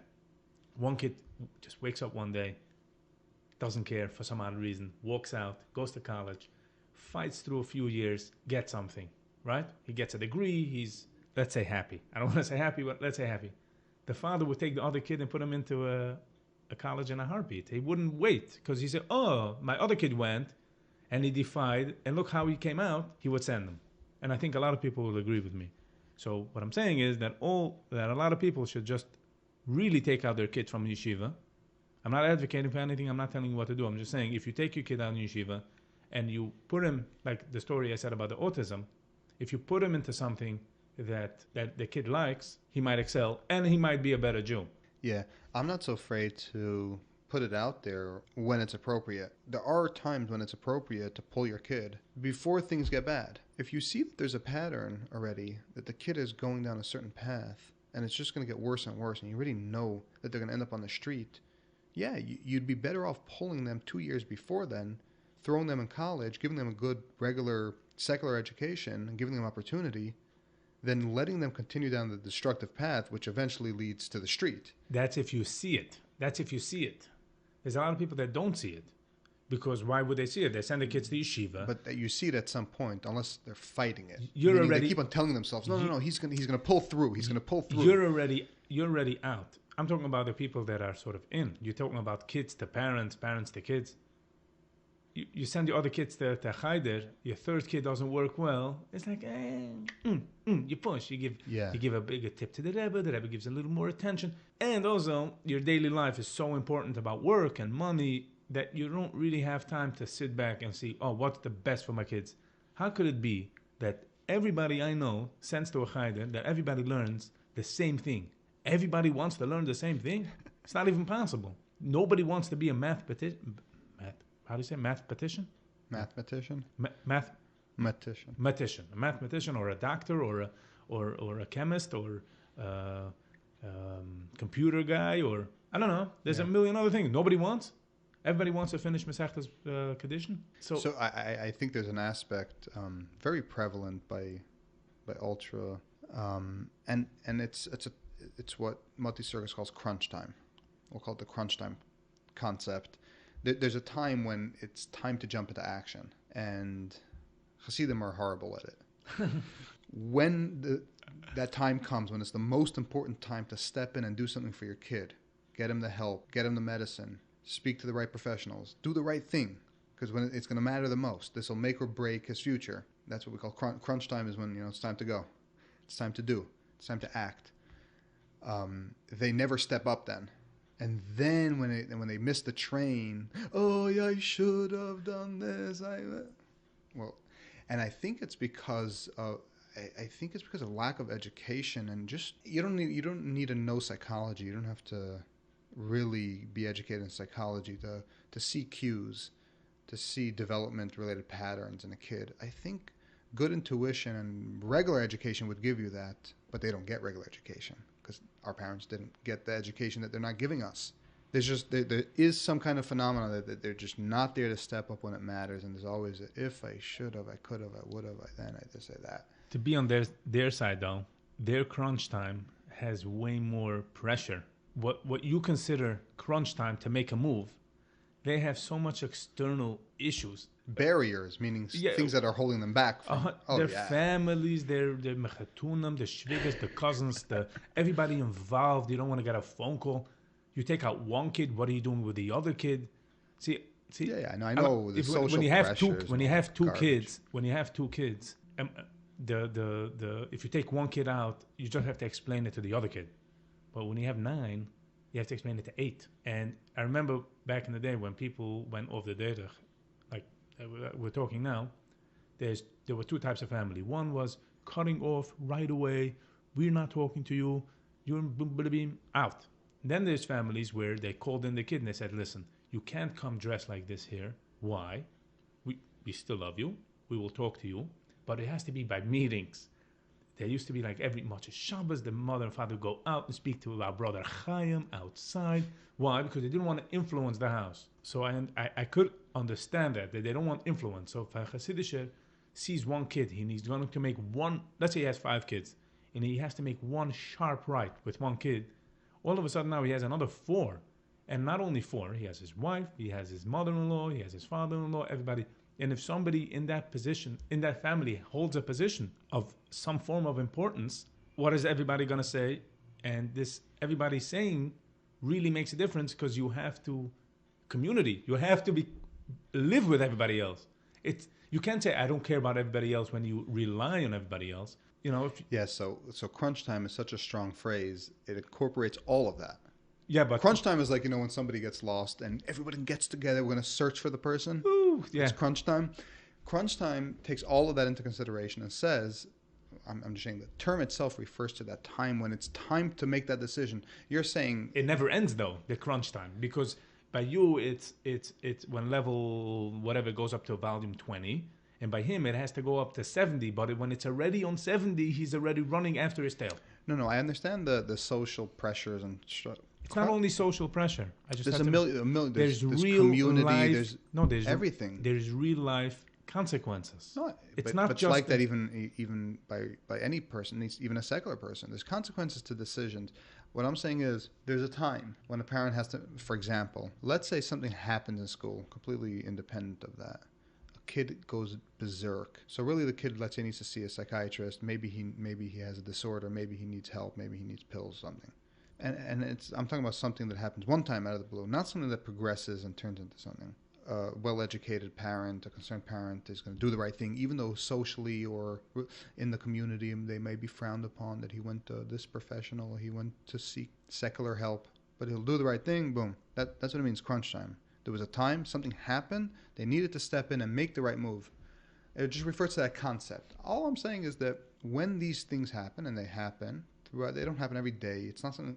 There are times when, like, there's a decision that needs to be made. My mother made a decision to send me to Washington. There was a time when it came, okay, we have to make a decision. He's going to end up on the street. She thought I'll end up in jail. Probably would have if I stayed Most here. probably. We need to do something. So they can't, let's send him to our grandmother in Washington. Bang, crunch time. She made a decision. Now, obviously, it came after a lot of bad things I was doing, watching movies 12 hours a day, pocket knives and all kinds of other petty crime. But she made that decision. I find that in the community they never make that decision. It drags out. Because they don't have push through. to make such a... That's what I'm saying. They don't have the luxury. I'm going to use that luxury that you had a grandfather and a grandparents in Washington. That's my circumstance. Yeah, but it's your luxury compared to them. These are decisions that parents have to be prepared to make. They can't make such... Because they're immature, emotionally immature. But certain decisions, I have to be with them on this side, certain decisions are just... I know the pressures. It's not just pressure, it's real... The parents also have to know what to do. They could get kicked out of the community. A million things could happen. This is what I'm saying. This is what I'm complaining about. What you're agreeing to is what I'm complaining about. Grow up emotionally immature. They don't have the education to make such adults have to be able to stand up at some point and make a decision. You don't have individuality. It's all about the community and your influence and all that stuff. And therefore, kid after kid after kid. Like in North Korea, they have you're not an individual. You're a part of the state. Like everybody in the state will make the state great. So that means you have to put in your work. It's horrible that we have to compare the ultra Frum community to North Korea, but just unfortunately, this is where it's come to. You know that everybody in North Korea has a patch of road that they need to shovel when it snows. Well, I could see the correlation. Can you imagine? Like you have a, let's say, 5x5 parcel of land that you need to clean of snow. No different in Jewish life, Jewish community. Everyone has to contribute in their way. It's part of the... But leaving is hard. Leaving is in North Korea, you don't have the option to leave. Only when you die. It's important to state that most kids growing up in the community are so blinded by confusion, fear, and anger that they have no idea about paths in life. So we said this before, but if you want to call doing what you're told a path, then it would be a correct label. But otherwise, they're not going off anything. They're not even an individual. They're not even an individual. If you go to Chayder, how are you individual? What, besides for your name, that most probably you share with another 15 kids, technically, what makes you different? The only difference in my class was that maybe the kid that played music, there's always like that one that plays keyboard or drum, but otherwise, we're all excelling at the same... Yeah, there's no individualism. But how do you bring that in? So that's a different conversation. How to bring in individuality. That's a battle for itself. Yeah, and then there's the phenomenon. So if we're talking about paths with my concept, and by the way, I still use the term off the derech because it's a popular term. I'm not going to go change. Don't call it off the derech. No, we understand what it's important that people think about that term itself because it's such a strong misconception, and it's where everything starts derailing to begin with. You're looking at the whole concept from an incorrect place. And also that shows how not individual you are if you go off a path. That's off the derech. No. The truth is they're going on a derech for the first time in their life, or trying to. They're trying to figure out life. And but Judaism is a derech. Like, it is a way. You're choosing not to be on the way. Helicopter above you, hear it? Even he's on the derech. Yeah. If not, it's going to be like, what's his name? T-neck, right here.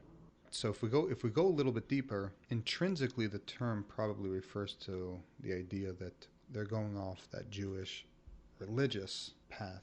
So this is where it gets a little bit nuanced. The way that the Hasidim use it and the ultra Frum use it is horrible because they use it for anything. You cut your payas, you're going off the derech. You do anything small, you're already going jeans. You're going to jeans? I'm going far. Whoa. I'm going way far. You're going to jeans. Hello, people. You're talking about a gartel with an inch lower. Right. Like... Yeah. So... Think about it. In the Heimische world, going OTD, that's still going with pants. That's what I have beef with. If you want to consider OTD just another term for saying became non-religious, okay. So you could say the path that you're referring to is religious, meaning you keep Shabbos and kosher, those big biblical stuff. OTD means that you no longer do it. Okay, I'm okay with it, but that's not how we use the phrase. No, of course not. I mean, you don't eat the fish Friday night. You're off the derech. You're not the derech of a Sinai. You're not like my grandfather. And everybody has to be in that way. There's going to be a helicopter all day. I called it in. I got that, Paul. So there's a concept of the good kids. Put out these theories that we put out because it's a reflection of our journey or the people who went through similar journeys as us. The opposition is always like, but then you have the good kids, the good kids that listened and they did what they told. So maybe you're the fluke. They're the normal ones. You're the ones. If that's the way to go, then if you're not that way, you're not the good kid. I also like to think that, look, everyone's different. Hashem gives different people different intellects and insights. So, and it's very normal in a family that you'll have 2 out of 10 that will be, call them philosophers, will think, will wonder, will want to journey, understand, and 8 won't. Doesn't mean anything. It's intellectual prowess. They wouldn't have an issue with it. Like they don't have there's a lot of people that don't have an issue with certain things. It doesn't bother them. Just because your brother never struggled or cared about watching a movie or doing something cool or bummish doesn't mean that... He watched the movie and then he davened. He put on film. It wasn't a contradiction in his head. But for you, it could be a contradiction. Oh, well, there's that scenario as well. So that makes good or bad. But what about the good kids that never even explore?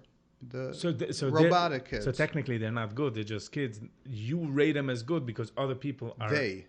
Meaning the community rates them as good, yeah. What makes them good? Because they wash so that's their a hands question. 4 times? So being a robot. So that's my response usually. So if you're going to start pointing at the good kids, I don't call being a robot good. I don't think that's a healthy way. You're a good robot. Let's put it this way. You're a good robot. If you build a coffee machine that makes you press start and it brews your coffee, you're gonna say it's a good coffee machine. But if you press the button and it starts beeping and foughing and the water comes out the other way and it's not going and the coffee's not hot, that's not a good coffee machine. Then there's the ones that live a lie, right? Oh. There's a lot of people out there that are yearning to go off the derech. Oh, now you're hitting such a deep. See, this is the thing. We're only... Because these people don't even hang out in 7-Eleven.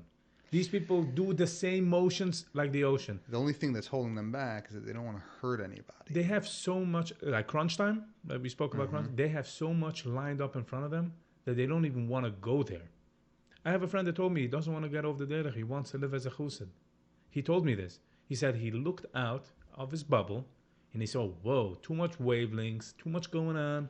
He's backing back and he's staying chassidish. A lot of them don't want to hurt their friends and family, put them through suffering.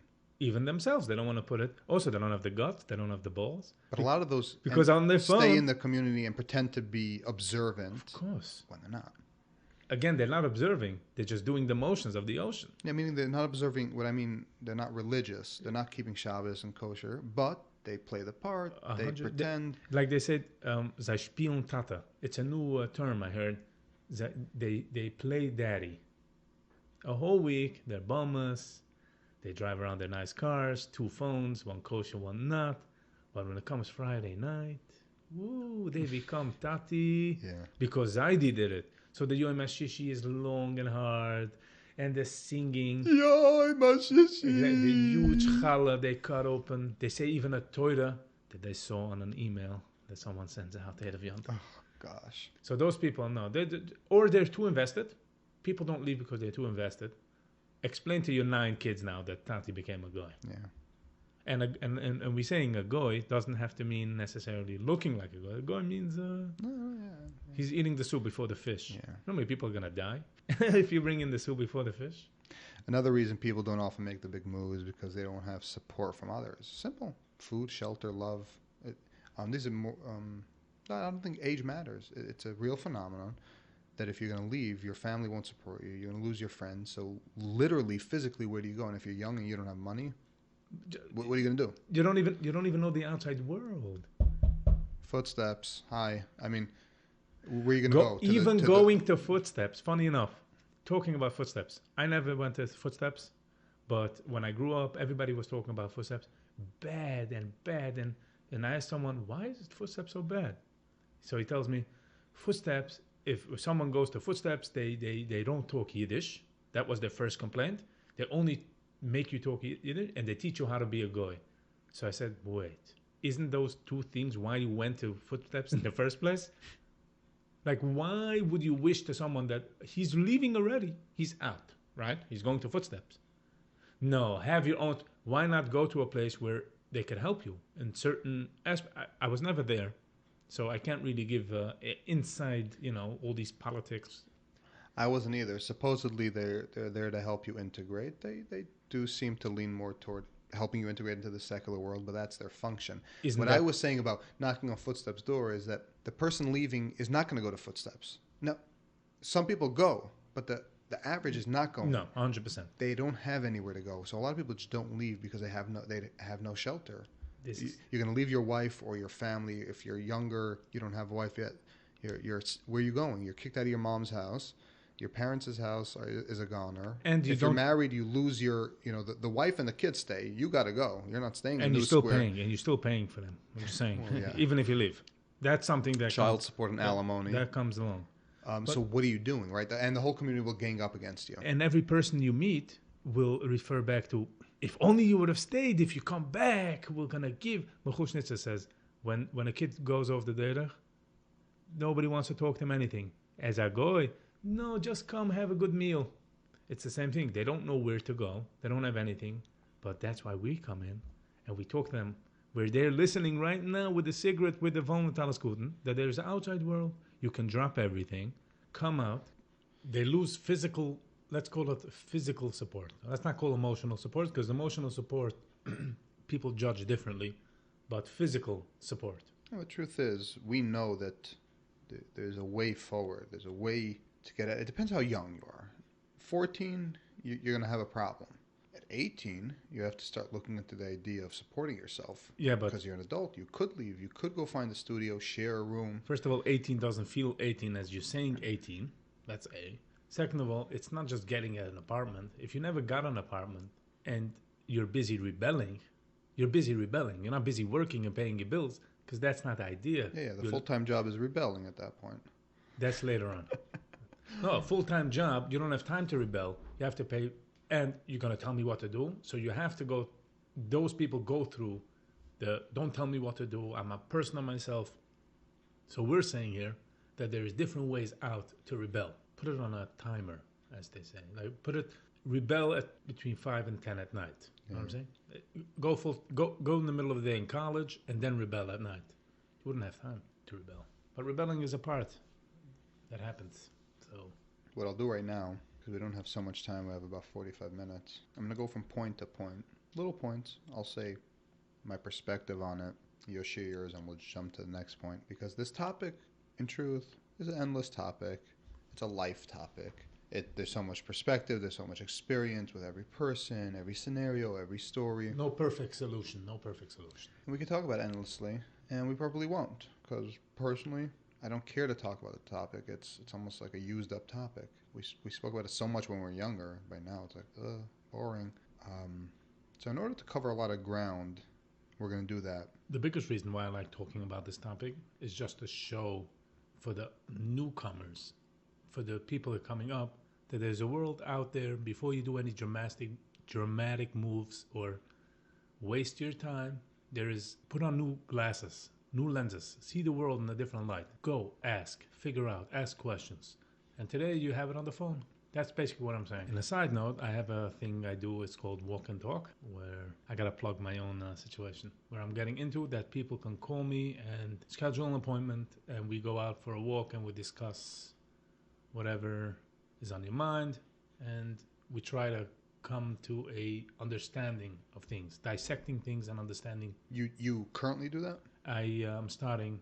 It's a progress that I'm doing. It's a process that I'm doing, but it's called Walk and Talk. That's a great idea. And you do it in person with people or over the phone? No, I do it in person. So if they're somewhat local, you meet them and you go for a walk. We walk. Genius! I love it. I'm already thinking of an application.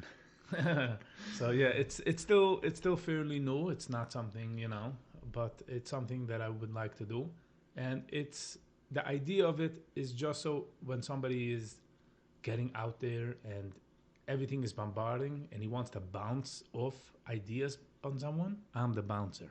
Yeah, you're a great guy to bounce ideas off of. But I love that idea. I'm gonna have to write it down, one of the apps that I want to build in the future. Walk and talk. I'm welcoming the idea. I'm already thinking about the security concerns it'll create. No, strangers meeting strangers. No personal. It's not a personal. But it's the same thing with Uber and Airbnb. You're going into people's houses, going into people's cars. But I like it. Yeah, it's person to person. It'll be the Uber of taking walks and talking about life issues. That's the idea. Whatever you want to talk about, it doesn't have to be about life issues. Right. Anything and everything. It's I call it dissecting. Love it. Yeah. Thank you. All right, so pointing fingers. We have no credibility if we're always pointing fingers at the outside world and are not willing to at least point one at ourselves. It's very, very common in the community to point fingers, point OTD blame, the kid went off because of that, because of a movie, because of the outside, because of the internet, because of, right? Very common. There's no credibility in that, and it's not, you're not taking responsibility. If you're right, you're right. But if you're wrong, oi boy, are you wrong? If you point a finger at something and that's not the problem, you are totally off. There's no, I could agree with that. Symptoms, the problem isn't the kids going OTD, that's the symptom. I don't even know if kids going OTD know how they got there, right? Because it's kind of a journey. It's not like you wake up one day, I'm going OTD. Yeah, it's not a package. Because of the way we're labeled, it's not a vacation trip. It's not a vacation trip. It's not like I'm going to Cancun and coming back. It's more of I'm taking one step forward. Yeah. I don't know where it's going to lead me. It's steady and slow and gradual steps toward, like you said, creating some kind of path. Your own path. And somewhere along the way, you're just labeled and you're part of that life. The second you do the first move, that is obviously you're doing a move, you get a label. And until you don't find the first step you're doing in finding your own way, then the label goes away. Then it does. Then the label doesn't carry any weight. Let's put it that way. OTD and God. I don't think people OTD are mad at God. Rather, they're angry with their life, parents, school, and teachers due to the pain those people brought upon them. In the name of God. Most people who go off the derech still believe in God. At least that was in my days. I don't know now. It's funny because, in my days we didn't have opinions about God. God didn't matter at 15 or 20. The early 2000s and the mid, up to 2010, something happened in the past 5-10 years, probably information and technology. Every 13-year-old has an opinion if God exists. Every kid has an opinion on politics. We never thought about that stuff when we were standing in front of 7-Eleven. The world was very small. The world was, politics small, Niagara Falls. From a Jewish perspective, there shouldn't be and there is no right or wrong derech, per se, to wrap that up.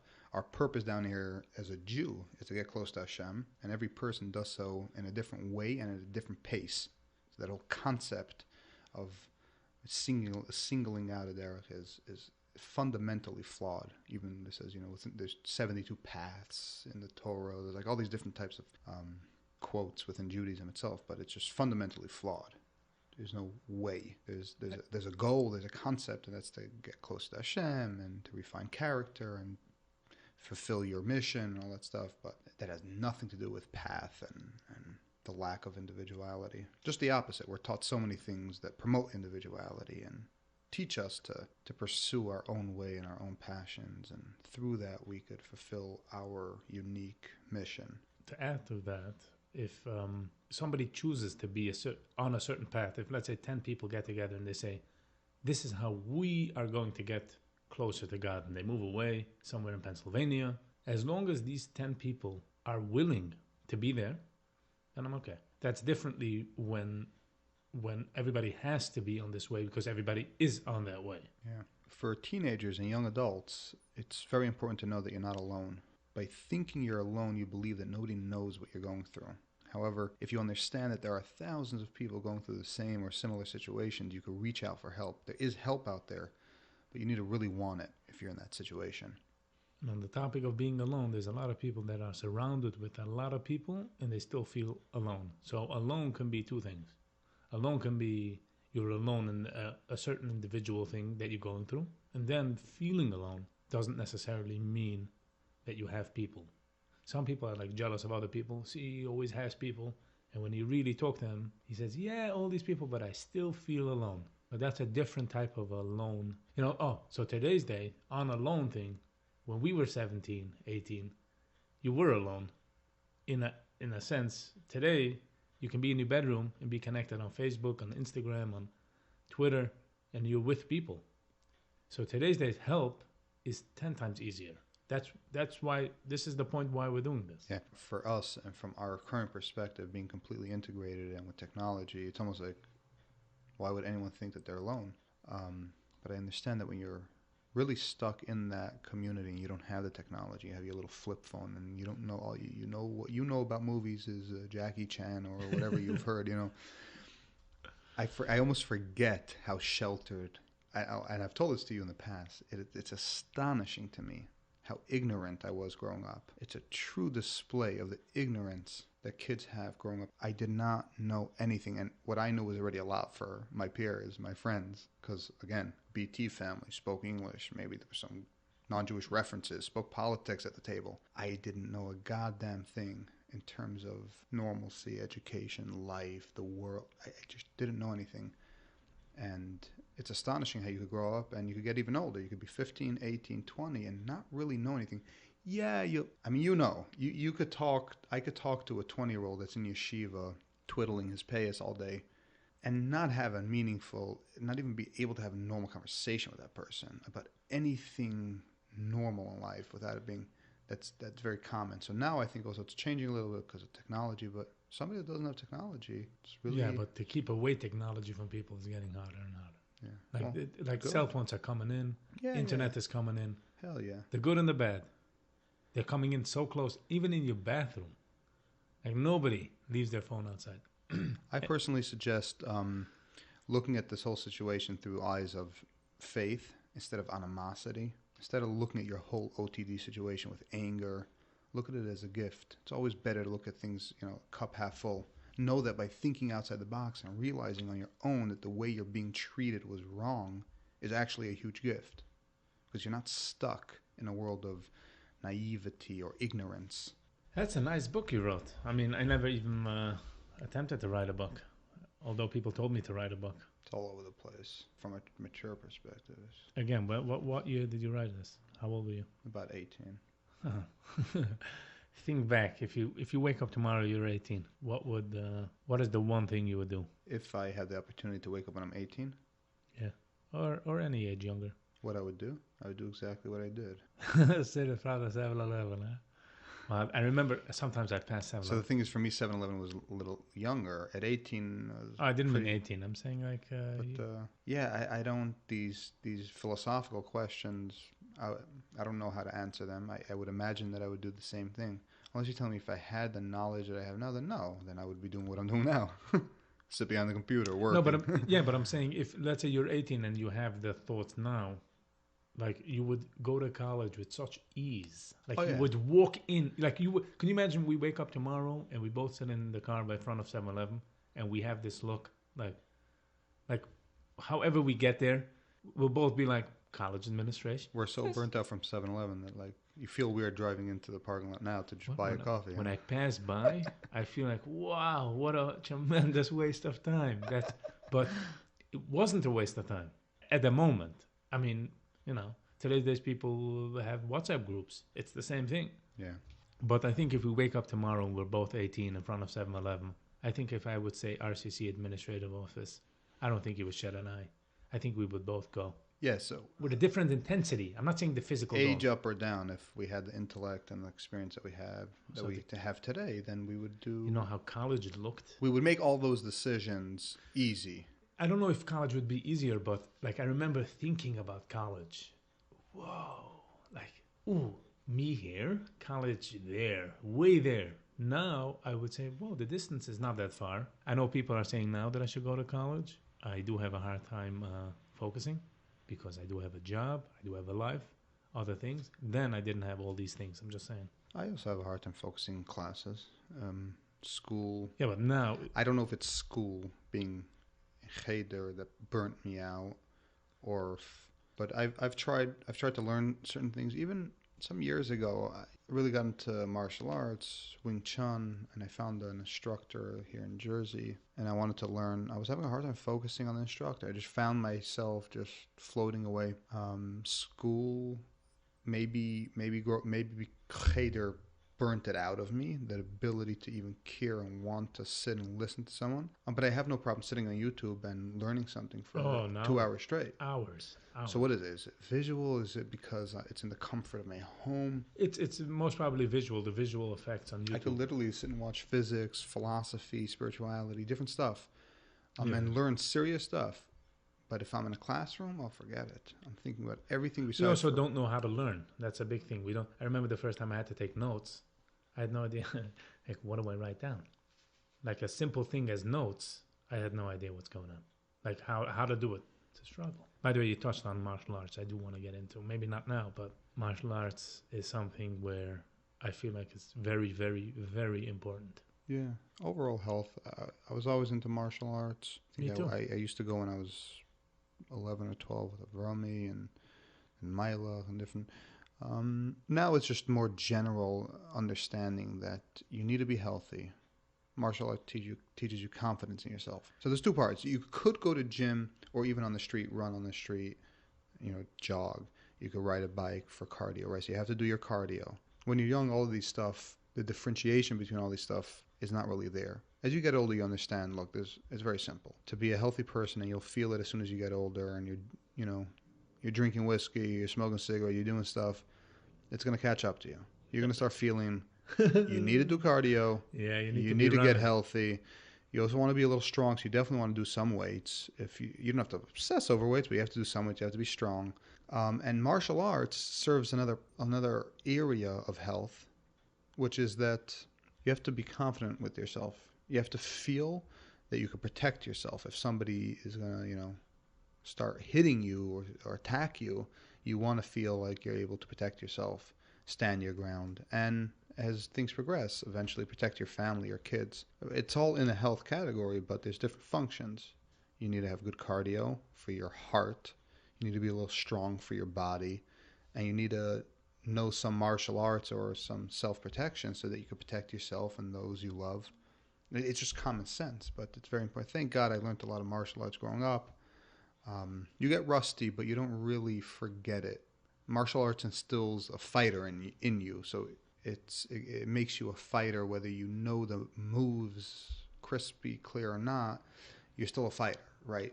When something's going down, when it's crunch time, are you jumping in and fighting, regardless of if you get hurt or knocked out, or are you standing on the sidelines whimpering? So, I knew people, I have friends who would stand on the sidelines.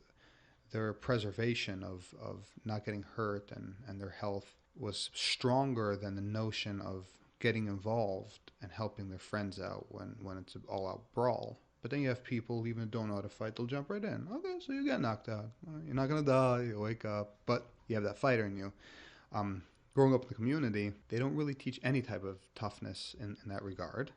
Nothing. They all bug you down. These stupid videos that come out that twist your stomach, like when the guy goes to Evergreen and is throwing crates, and we know Hasidim don't know how to fight. They're a bunch of wussies. And it's disturbing to see when a 16-year-old punk from around the corner from the hood comes into a Jewish grocery or supermarket or starts going beef with adult male Hasidim, and they're afraid to do what they need to do to neutralize the threat. It's sickening, It's basically a bunch of babies, a bunch of immature babies with beards. One of the first attacks you see on 13th Avenue or 14th Avenue in Borough Park, you see one guy stopping a car, pushing an older guy on the floor like 5 o'clock in the morning.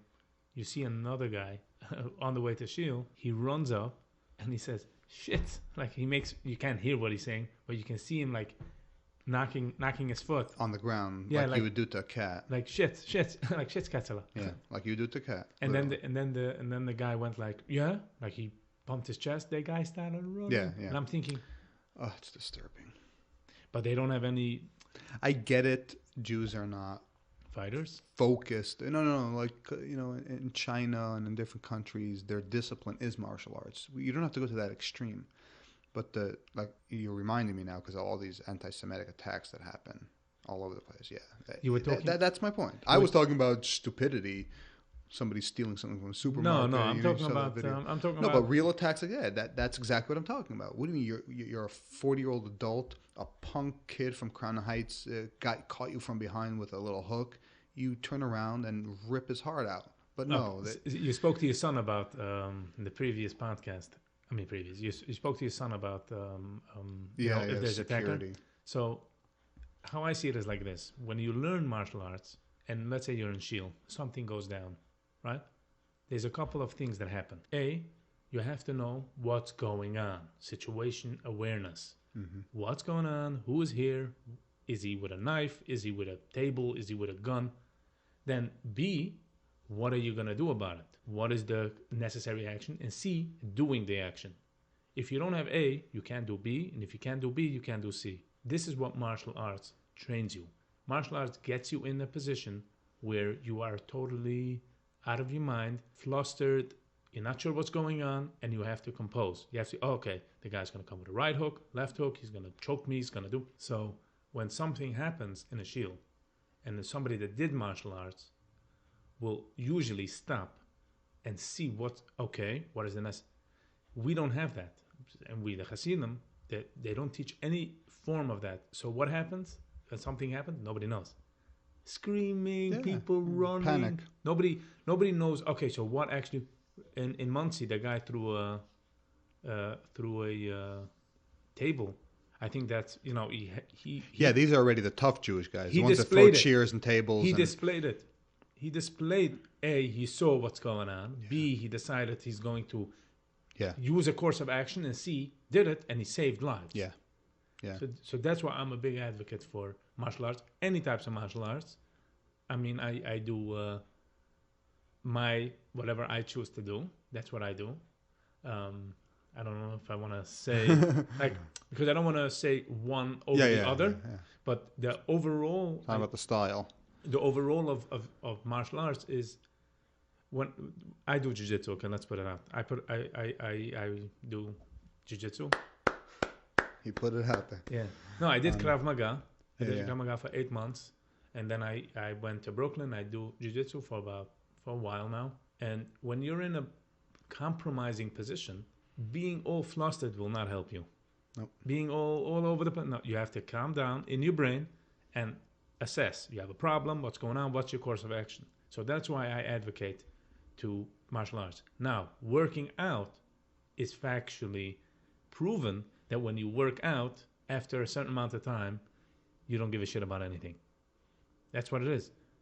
Anybody that works out knows after an hour or so in the gym, or 45 minutes, he doesn't give a hoot. He's way calmer, way easier. He's okay with way more things. Meaning in the brain, reduces stress. Stress, endorphins, whatever happens chemically in your head, it's factually proven. It's not something that I'm making up right now, that you have to believe me. It's actually numbers that they run tests. So that's something that I feel like should come into the community. Even sports. Yeah. So martial arts is discipline. Doesn't matter the style. It's all about the discipline. And there's actually a great YouTube channel called ASP, Active Self-Protection. He teaches you the principles, like you were saying, evaluation, and then planning. And he talks all about transitional spaces, awareness of transitional spaces. But he'll teach you the principles, and he uses real-life videos. Real-life videos, somebody gets attacked, it's on video, he takes that video, breaks it down, has it down to science. Yeah, but it's also good to do physical. Physical is a whole different ballgame, because like you said, it actually puts you into the situation, and it forces you to get out of uncomfortable situations. It forces you to compose yourself, because in jiu-jitsu, especially when it comes to grappling, no amount of built-up strength or frustration or anger is going to get you out of a clinch, out of a lock. We call it spazzing. The newer, I'm new, but I'm not new. There's newer people than me. They spaz, They spaz, and you sort of laugh at them. Not laugh, but you're saying like you see. Because you realize that their ability to get out of the situation actually reduces when they're in that state. Yeah, so it teaches you composure, and then it teaches you how to think and stay calm in these situations. Yeah, very, very just simply important for the community. Just I want to say my point of wrapping this thing up, that what I want is that every 14, 13, 12, 9, 16, no matter your age, you want to go out of the community, you want to see a new life. There is people out there. There is ways of doing it. Don't think about the next 5 years, because the next 5 years it could be chilled. Think about the next 30 years. If you take this 5 years and you go to college and you come out with a degree, or you through college pick out something else that you like to do, the rest of your life will be way easier, because that's what it is. Make sense? Yeah. I'll close this out by saying the following. There is help out there, as we discussed. You have to want it. Going through the transition, any of these transitions, finding a path, finding a lifestyle, finding qualities in this world that you were never exposed to but are now starting to be interested in, is a very long and strenuous process. It's a journey. Life is a journey. The absolute best thing that someone can do is educate themselves in a couple of different areas. There's basic education, and then there's emotional education, spiritual education, over the course of many, many years. The more education, the better the transition, the better well-adjusted you will ultimately be. Don't think short-term. Think long-term. You will get through the pain. You will get through the couple years of struggle. You will get through the fire, the brimstone, the hell, the passion, the arguing, the fighting, the crying. You'll get through all of that. Think long-term. When you live whatever life you want to live, wherever you want to live, how your life is going to be then, how you're going to be a healthy person then, how you're going to function, how you're going to make a living, how you're going to adjust, how you're going to treat your spouse, how are you going to treat your children. Just by leaving, you don't solve the problems. By thinking that you're gonna leave, you'll be anti, and then you'll have kids, and you're not gonna smack them, spank them, abuse them. It's incorrect. It's proven over and over again that most people follow in the path they were nurtured, the way they were brought up. Education, going for help, therapy, finding workshops, finding the programs, the people out there who are willing to help you. And if you do all of these things and you're resilient in your pursuit for health and transition and understanding, you'll reach it. We'll see if we can sit down again and continue this conversation, maybe a bit more structured with a bit more emphasis on specific points. But until next time, thank you for tuning in. God bless you.